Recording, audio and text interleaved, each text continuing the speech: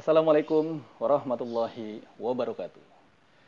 Sahabat Curhat Hukum, selamat bertemu kembali dengan saya Ismail Marzuki dalam channel Curhat Hukum Ismail Marzuki.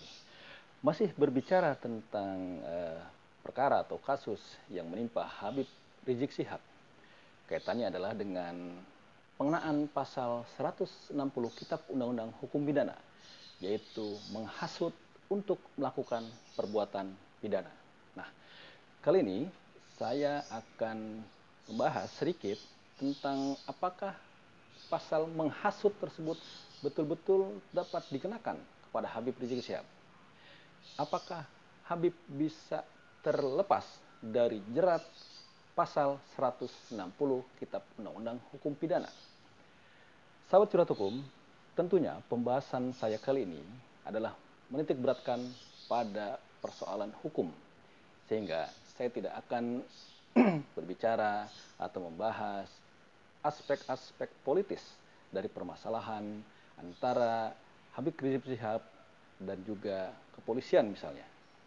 Nah, sebelum saya melanjutkan pembahasan kali ini, mohon kesediaan sahabat Curhat Hukum untuk like, subscribe, komen, dan juga share.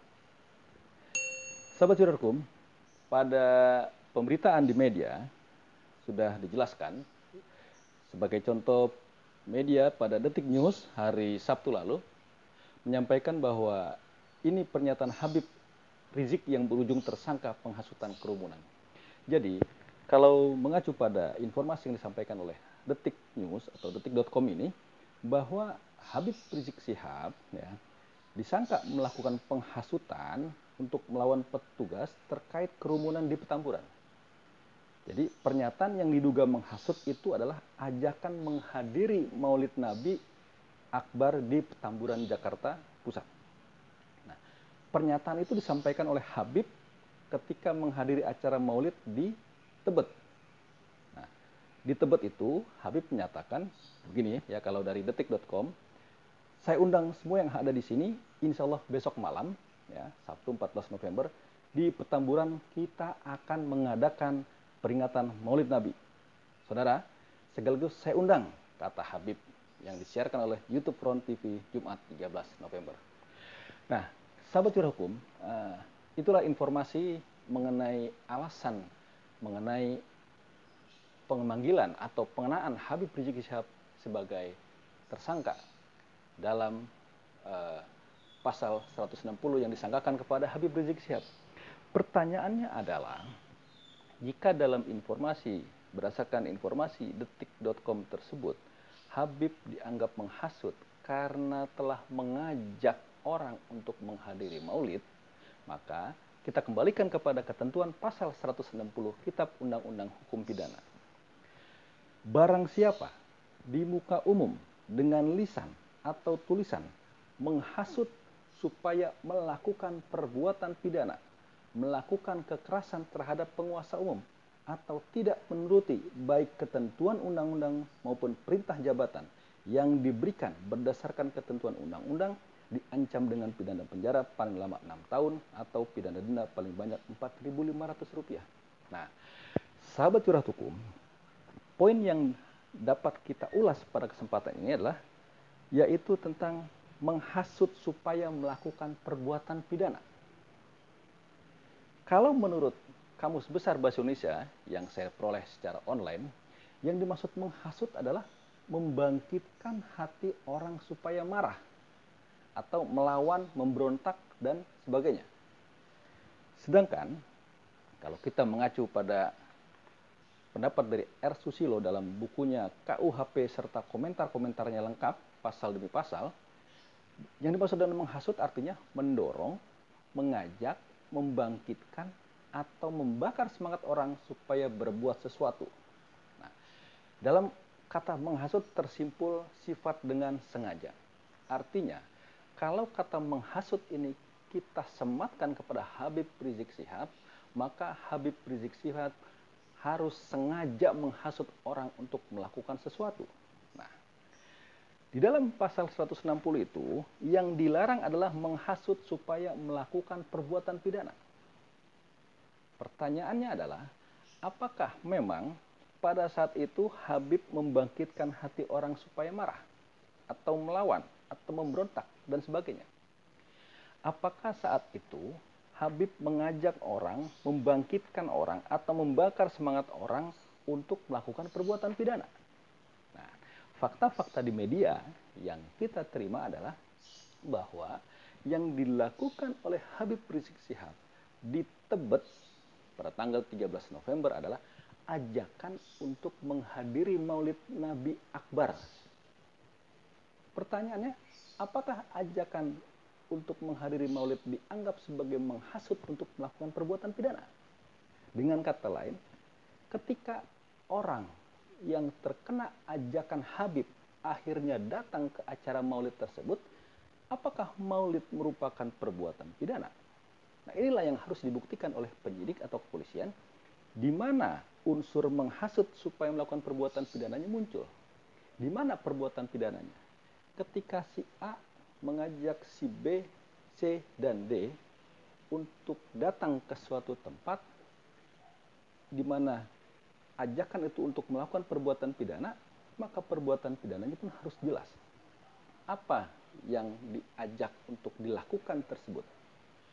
Bahkan kalau kita mengacu kepada putusan Mahkamah Konstitusi nomor 7/PUU strip 7 Romawi /2009 bahwa menghasut untuk melakukan perbuatan pidana itu harus diikuti atau harus ada hubungan sebab akibat antara hasutan dengan perbuatan yang terjadi.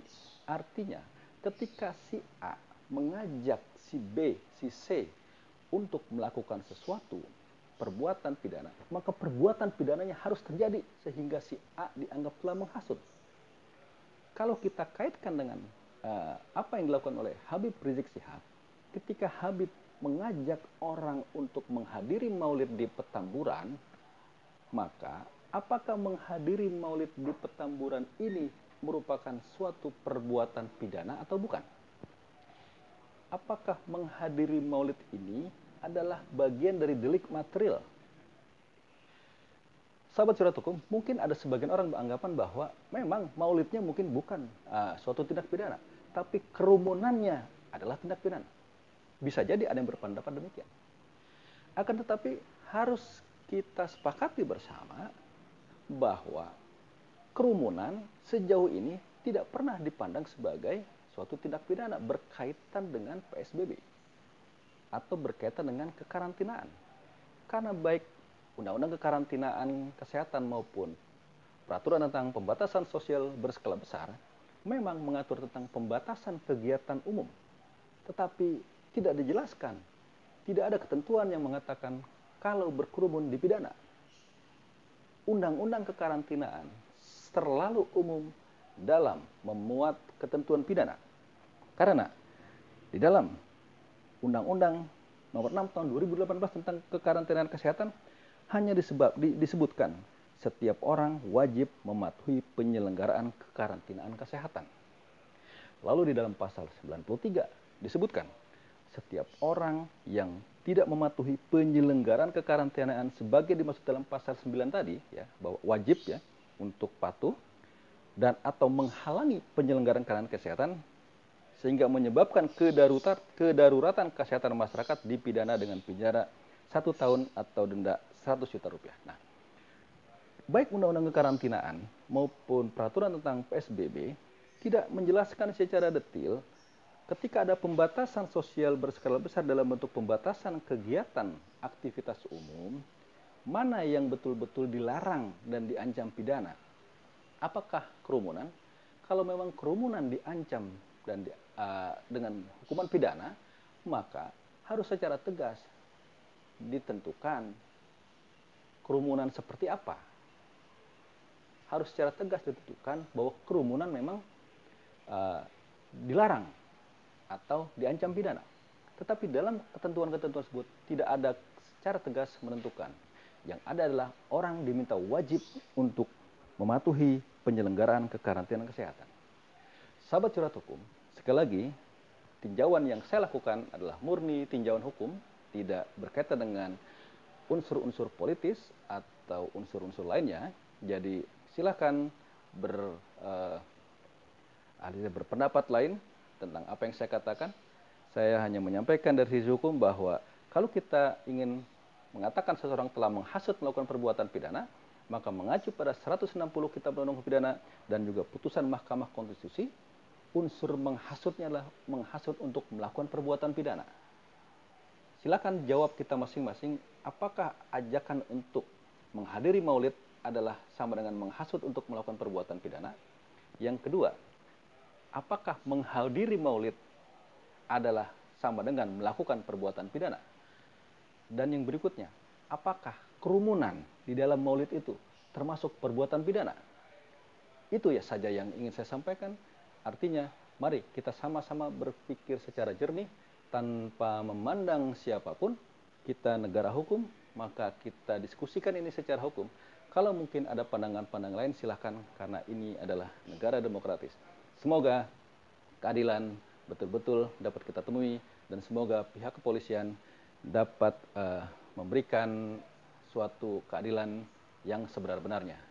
Demikian, Assalamualaikum warahmatullahi wabarakatuh.